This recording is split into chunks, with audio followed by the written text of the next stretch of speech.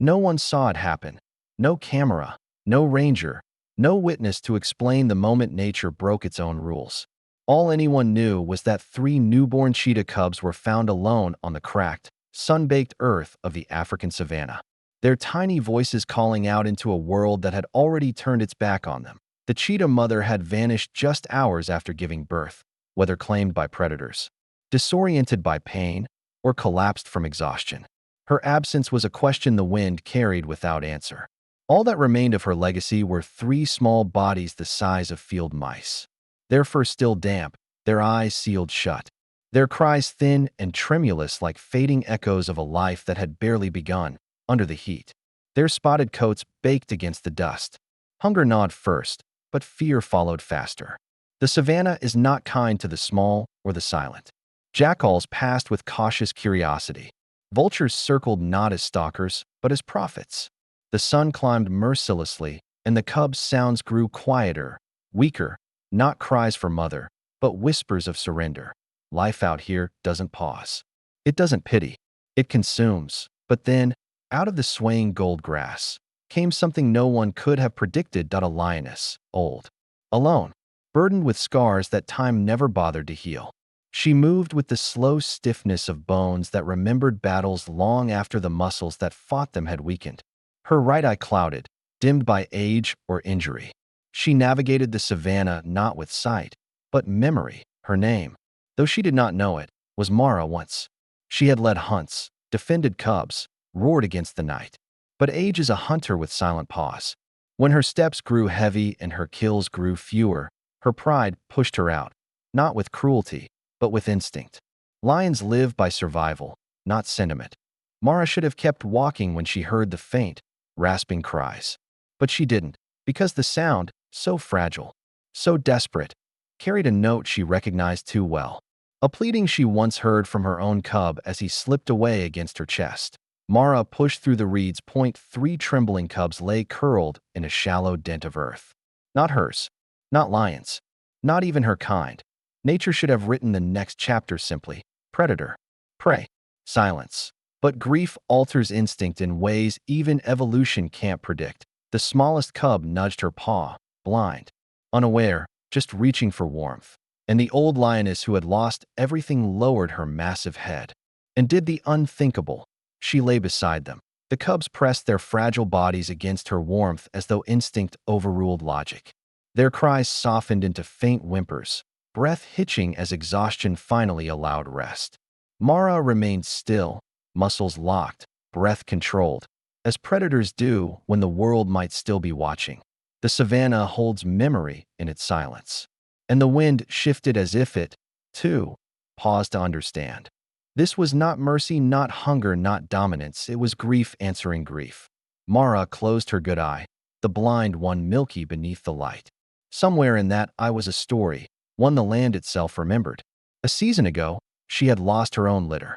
Too weak from drought, too late for help. She had carried each one to shade, waited for breath that never returned, and when the last heartbeat faded, something inside her dimmed with it. She had not roared since.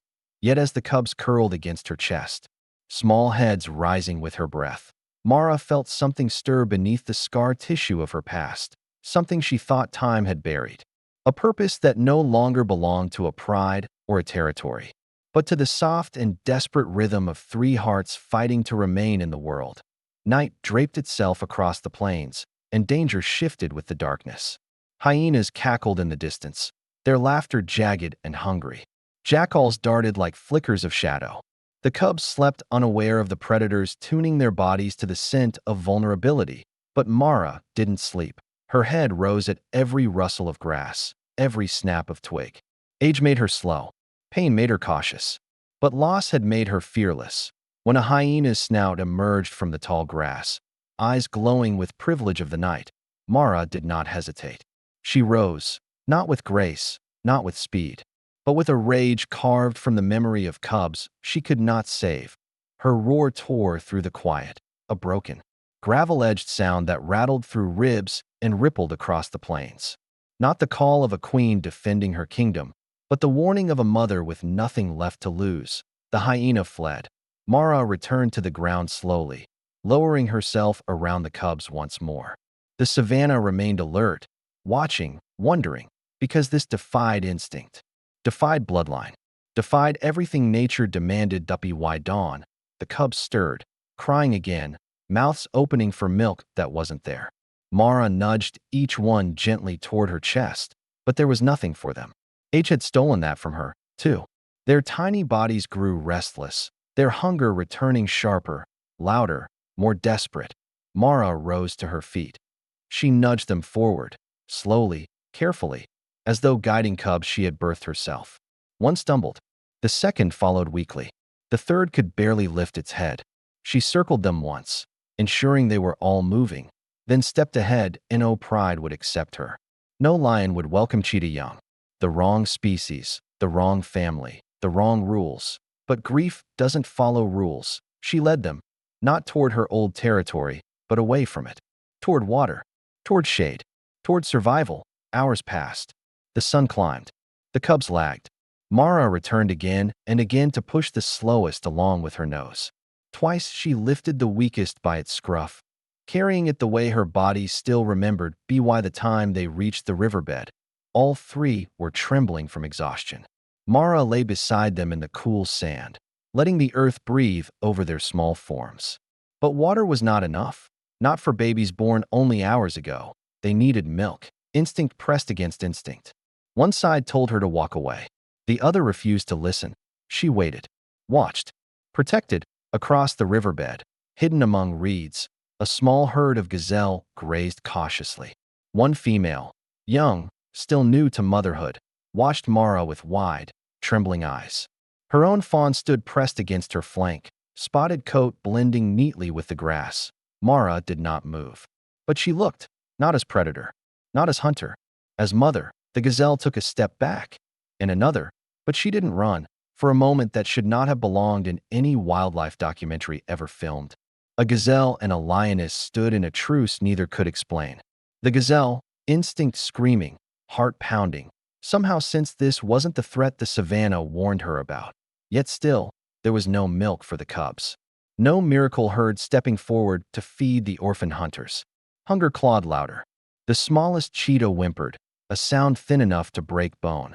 Mara licked its head slowly, soothing the question she couldn't answer. Nearby, unseen behind brush, a drone camera from the park reserve captured the scene, zooming silently from a respectful distance. The ranger monitoring the feed sat frozen. It wasn't the first time animals mourned. It wasn't the first time predators hesitated. But a lioness adopting cheetahs? That had never been documented. He radioed the team. Get everyone here. You're going to want to see this. The savannah woke with heat, buzzing flies, and the steady pulse of danger, but the ranger's jeep rolled slowly, respectfully, toward a sight none of them had ever expected to see. Mara, the old, half-blind lioness, rested her massive frame around the three newborn cheetah cubs. Their tiny bodies slept against her chest, trusting her heartbeat as though it belonged to the mother who birthed them. The rangers remained inside the vehicle. Engines off, binoculars fixed, no sudden movement, the lead ranger whispered. But his voice carried awe, not fear. She's protecting them. They watched as Mara stood and nudged each cub to its feet, urging them forward once more. Despite intervening, despite every rule of nature saying not to, no one had the heart to interrupt. But survival would require more than protection. It would require nourishment. Milk was life, and hours without it had already drained the cub's strength. The smallest stumbled and collapsed. Mara circled him, nudging, licking, pleading in her own silent language. The cub twitched, but didn't stand. The ranger's camera zoomed in. She's losing them, he said quietly. The decision, whether humans should interfere, hung in the dry, unforgiving air. Nature demands neutrality, but compassion is not neutral. Call the veterinary team, the ranger finally whispered, when the trucks arrived with medical crates and supplies. The savannah exploded into alertness. Mara stepped forward, placing her body between the cubs and the humans. No growl, no lunge, just a stance that said everything. If you take them, you take me. It forced the humans into stillness. One wrong move and the fragile trust, unspoken, unearned, but present, would vanish. The team made a decision unlike any other in the reserve's history. They would not take the cubs. They would help them beside her. The vet crouched low, hands open, eyes lowered, broadcasting respect. Step, pause. Step, pause. Mara didn't move, only when the veterinarian placed a shallow bowl of formula on the ground and stepped back slowly, did Mara lower her head and sent the offering. Not a trap, not a threat to an answer. Her paw, scarred, massive, slid the bowl closer to the cubs. The littlest lifted his head weakly, tongue flicking instinctively. He drank. The vet exhaled in disbelief that a lioness feeding cheetahs, not with her body, but with her permission. Hours passed. The cubs drank. The rangers kept their distance, documenting every minute. When the sun leaned west, Mara finally lay down again, positioning her body around them in a crescent of protection. Her blind eye faced outward, toward danger, while her good eye watched the cubs. Only a mother thinks that way. Days turned into a pattern never before. Recorded in the wild, Mara hunted, not for herself, but for them. When hyenas tried to approach, she stood her ground. When vultures circled, she returned with fury. The drone cameras captured it all, until the world watching from behind screens began calling her a miracle, a phenomenon, a rewriting of nature. But to Mara, it was simpler. Loss recognizes loss. Her body had mourned cubs she could not save. These small cheetahs were not them, yet in her presence, echoes of motherhood returned like ghosts made warm again. The cubs grew stronger. The smallest began to walk steadily, and for the first time since she'd taken them in, Mara allowed herself to rest deeply, head down, eyes closing, sleep claiming her like a tide finally. Allowed to rise, the cubs slept against her. A photographer captured that moment, the lioness with 3 cheetahs curled against her stomach, and the image traveled the world before sundown. Documentaries requested access. Researchers debated instinct. People cried. Teachers shared the story in classrooms. Wildlife lovers wrote letters to the rangers. Artists painted murals that a lioness who should have hunted them, mothered them. But nature's peace is rented, never owned. One evening, as the horizon burned gold and ash, Mara limped back toward the den's site, slower than her old injury usually demanded. The rangers watching through scopes noticed it first. Her breaths were shallow, her steps uneven. The wound on her hind leg, old, reopened weeks prior, had turned dark at the edges. Infection was spreading. They debated intervention long into the night. She was wild. She was free. She had chosen her path. Yet now 3 small lives depended on her. Just before dawn, she attempted to stand and collapsed. The smallest cub cried first. Then the others followed. Their mews carried on a wind that should have been calm, but wasn't. The rangers approached slowly, more silently than ever before. Mara lifted her head, one eye clouded by age, the other by pain. But when she saw the humans carrying medical kits, not traps, she lowered her head again. Permission. That was all she offered. She was sedated gently, treated, cleaned, medicated. The cubs wailed at her stillness, but were comforted with heated blankets and careful hands. When Mara awoke, groggy, confused, the first thing she saw was the smallest cub crawling weakly across the tarp toward her. She lifted her head, touched her nose to its fur, and the entire rescue team fell silent, because that was the moment Mara chose to keep living. Not for herself, for them. Weeks later, the reserve officially recognized something unprecedented. A lioness had become the adoptive mother of 3 cheetahs, not under captivity, not forced, not manipulated. By choice. The cubs thrived. They learned to run, with her pacing behind them like an aging coach refusing to quit. They learned to stalk, with her crouched low, demonstrating shadows and patience. They learned that danger stays quiet, because she, silent as dusk, showed them how silence saves. And though they grew into a future that would not match her species, her pride, or her identity, one truth shaped them more than bloodlines or instinct. A mother's heart does not ask who belongs. It only answers who needs. The day the cubs were finally old enough to be independent, the world expected heartbreak or dramatic separation. But nature wrote something else. Mara led them, one final time, to a rise overlooking the river. She Saturday they sat beside her, no cries, no hesitation. just presence. The smallest leaned against her old, tired shoulder for a moment longer than the others. Mara pressed her head gently against his. Then, when the wind carried the scent of distant prey, the cubs stood, looked back once, and ran, not because they were leaving her, but because she had taught them how to go. Mara watched until they became streaks of gold through grass.